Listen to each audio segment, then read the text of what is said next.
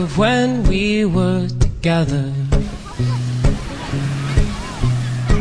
Like when you said you felt so happy you'd die.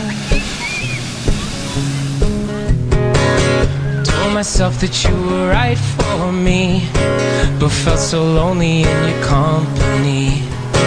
But that was love and it's an ache I still remember.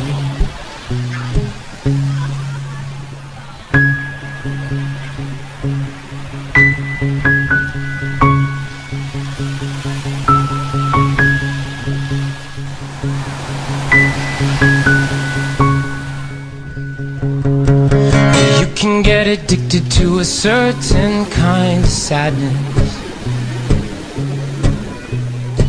like resignation to the end, always the end. So when we found that we could not make sense, well, you said that we could still be friends.